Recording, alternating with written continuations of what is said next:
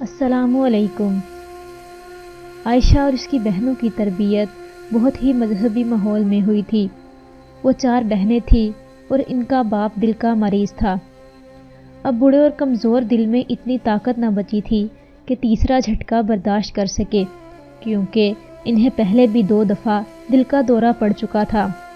عائشہ کی ماں ہمت و حوصلے والی خاتون تھی۔ وہ اپنے محلے کے لوگوں کے کپڑے سلائی کرتی تھی اور گھر کا گزارا کرتی تھی۔ وہ اپنی بیٹیوں کے رشتوں کے بارے میں بہت پریشان رہتی تھیں۔ پہلے تو کوئی اچھا رشتہ نہ ملتا تھا، اور اگر مل بھی جاتا تو وہ غریب سمجھ کر ریجیکٹ کر دیتے تھے۔ آج آسیہ بیگم گھر آتے ہی گھر کے کاموں میں مشغول ہو گئی، کیونکہ اس کی محلے دار پروین نے کسی رشتے کا بتایا تھا جو عائشہ کو دیکھنے کے لیے آ رہے تھے۔ آسیہ بیگم نے ان کو شام کے وقت آنے کا کہہ دیا۔ آسیہ بیگم اپنی بیٹیوں کو ہدایت بھی جاری کر رہی تھی، دیکھو فاطمہ، آنے والے مہمانوں کی خدمت میں کوئی کسر نہیں رہنی چاہیے۔ پروین بتا رہی تھی، بہت ہی امیر لوگ ہیں۔ مہمانوں کو عائشہ پہلی نظر میں ہی بہت اچھی لگی۔ اگلے دن جب امی ابو لڑکے کو دیکھنے گئے تو وہ بھی بے حد خوش ہوئے۔ لڑکا متاثر کن حد تک خوبصورت تھا اور کماتا بھی بہت تھا۔ خوشی کی بات تو یہ تھی کہ وہ لوگ جہیز کے بغیر ہی عائشہ کو اپنا بنانے کے لیے تیار تھے۔ یوں خوشی خوشی عائشہ کی منگنی کر دی گئی۔ کچھ دن بعد عائشہ کی نند چچا زاد بہن کو لے کر عائشہ سے ملنے کے لیے آئی۔ آمنہ جب عائشہ سے ملی تو اسے حیرت کے ساتھ خوشی بھی ہوئی، کیونکہ آمنہ عائشہ کی پرانی سہیلی تھی۔ آمنہ نے خوش ہوتے ہوئے بتایا، سائم میرے تایا کا بیٹا ہے، جس کے متعلق میں نے تمہیں بتایا تھا کہ انہوں نے ایک انگریز عورت سے شادی کی تھی۔ عائشہ نے حیرت سے پوچھا، تو کیا یہ اسی انگریز عورت کا بیٹا ہے؟ آمنہ یقین دلاتے ہوئے، تو اور کیا، تبھی تو اتنا خوبصورت ہے۔ مہمانوں کے جانے کے بعد عائشہ نے عشاء کی نماز پڑھی۔ اتنے میں فون بج اٹھا۔ امی جان نے فون اٹھایا۔ تھوڑی دیر بعد باتیں کرنے کے بعد عائشہ سے بولی، بیٹی سائم کا فون ہے، وہ تم سے بات کرنا چاہتا ہے، لو بات کر لو۔ عائشہ حیرانگی سے، مگر امی، میرا مطلب ہے کہ…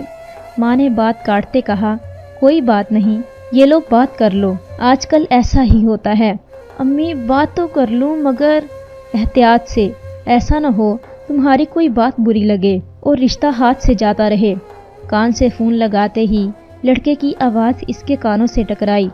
السلام علیکم کی جگہ اس نے گڈ نائٹ کہا اور نہ جانے کن ایکٹروں اور کیسی کیسی فلموں کے نام لیتا رہا، اور یہ بھی پوچھا کہ تمہارے پسندیدہ ایکٹرز یعنی اداکار کون ہیں۔ پھر بولا، تم میری کسی بات کا جواب کیوں نہیں دے رہی؟ کیا تم خوش نہیں ہو؟ جواب میں عائشہ بولی، میں آپ سے صرف ایک بات پوچھنا چاہتی ہوں، اگر آپ کو برا نہ لگے تو۔ ہاں ضرور پوچھو۔ عائشہ نے سوالیہ انداز میں پوچھا، آپ کے ابو مسلمان ہیں؟ امی عیسائی۔ آپ کا مذہب کیا ہے؟ جواب میں سائم نے کہا، دیکھو عائشہ، میں مذہب وغیرہ کے چکروں سے کوسوں دور کی زندگی گزارتا ہوں۔ ویسے بھی اس ملک میں مسلمان کہلوا کر اپنا مستقبل خراب نہیں کر سکتا۔ ویسے بھی دنیا بہت ترقی کر چکی ہے، اب ایسی باتوں کی طرف کوئی توجہ نہیں دیتا۔ چلو دفع کرو اس بات کو۔ ہاں اور سنو، میرے پاس تمہارے لیے خوشخبری ہے، میں تمہارے لیے فون بھیج رہا ہوں۔ عائشہ کو اس کی بیہودہ گفتگو پر بے حد غصہ آ رہا تھا۔ اس نے ساری رات بے چینی میں گزار دی۔ پھر عائشہ نے اپنی امی سے کہا، آج کے بعد وہ ہرگز فون پر بات نہیں کرے گی، مگر اسے اس وقت اپنے کانوں پر یقین نہیں آ رہا تھا جب اس نے اپنے ابو کو امی سے یہ کہتے ہوئے سنا، آخر مسئلہ کیا ہے اس کے ساتھ؟ کیا یہ 1 آدھ گھنٹہ بات نہیں کر سکتی؟ اپنے باپ کی عزت کا نہیں تو کم از کم اپنی چھوٹی بہنوں اور اپنی بڑھتی ہوئی عمر کا ہی خیال کر لے۔ عائشہ نے اپنی خالہ کی بیٹی تانیہ کو بلایا اور صورتحال سے آگاہ کیا۔ دیکھو عائشہ، خالو ٹھیک کہتے ہیں، لڑکا اتنے اچھے خاندان کا ہے۔ کیا اچھا خاندان؟ آخر کیا سمجھتے ہو تم لوگ؟ جو دولت کے لالچ میں اپنے بڑوں کی قربانیوں کو فراموش کر چکے ہیں، وہ خاندان اس ملک کو حاصل کرنے کا مقصد بھول گئے ہیں، یا اس خاندان کو جو بے ضمیر ہو چکے ہیں اور خوبصورت گھروں میں رہتے ہوئے اپنی خواہشوں کے پودوں کو غریبوں کے خون سے سیراب کرتے ہیں، اور دولت کے لالچ میں انہیں کچھ دکھائی نہیں دے رہا۔ ان کے نزدیک عزت اور بڑائی کا معیار صرف پیسہ ہے۔ بولو، کیا تعریف کرتے ہو تم اچھے خاندان کی؟ تانیہ سمجھاتے ہوئے، دیکھو عائشہ، دنیا بدل چکی ہے، ترقی ہو رہی ہے، تم بھی بدلو خود کو۔ دنیا بدل گئی ہے یا ماضی کا توازن بدل چکا ہے؟ لباس اور حلیہ بدل گیا ہے، مگر اندر وہی انسان ہے، تمام برائیوں کی ترقی کے ساتھ موجود ہے۔ مردوں کا غیرت اور عورتوں کا شرم و حیا سے رشتہ ٹوٹ گیا ہے۔ ہر کام کا مقصد بجائے خدا کی رضامندی کے صرف دولت کمانا ہے۔ بچوں کے دلوں میں والدین اور اساتذہ کے لیے کوئی عزت نہیں رہی۔ وہ اپنے ان بڑوں کو سمجھانے کی کوشش کرتے ہیں جنہوں نے انہیں زندگی گزارنے کا طریقہ بتایا ہے۔ بچوں کے اس رویے کی وجہ سے بڑوں کے دلوں میں شفقت ختم ہوتی جا رہی ہے۔ دنیا کی کشتی گناہوں میں ڈوبتی چلی جا رہی ہے اور انسان تباہی کی طرف جا رہا ہے۔ لیکن عائشہ، تم ان سب کو نہیں بدل سکتی، عائشہ نے فیصلہ کن انداز اپناتے ہوئے کہا۔ تو یاد رکھو، میں ان جیسی بھی نہیں ہو سکتی۔ تانیہ غصے سے یہ کہتے ہوئے چلی گئی، جو تمہارے دل میں آئے کرو۔ عائشہ نے اپنی سہیلی آمنہ سے سب کچھ کہہ ڈالا اور اگلے دن لڑکے والے آئے اور رشتے سے انکار کر گئے۔ 1 سال گزرنے کے بعد امی نے ایک ایسے لڑکے کے متعلق بتایا جو غریب تھا مگر شریف اور نیک سیرت تھا۔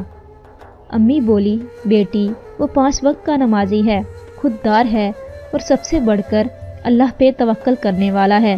غریب ہے مگر پھر بھی اللہ کا شکر ادا کرتا ہے، مگر سائم جیسا امیر اور خوبصورت نہیں۔ ہم تمہاری قسمت نہیں بدل سکتے۔ جواب میں عائشہ بولی، امی جان، خوبصورتی کا کیا ہے، وہ ہمیشہ نہیں رہتی، ایک ہی بیماری میں ختم ہو سکتی ہے۔ رہی بات دولت کی، اس سے بڑھ کر کوئی بے وفائی نہیں کرتا، یہ آنے جانے والی چیز ہے۔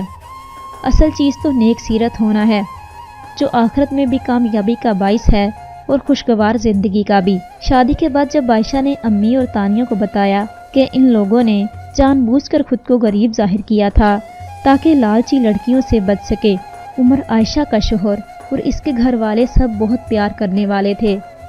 خواتین و حضرات، زندگی کی اصل کامیابی دولت یا شہرت نہیں، بلکہ زندگی میں ان اصولوں کو اپنانا ہے جن میں دنیا کے ساتھ ساتھ آخرت بھی مل جائے، اور یہی عائشہ کی زندگی کی جیت تھی۔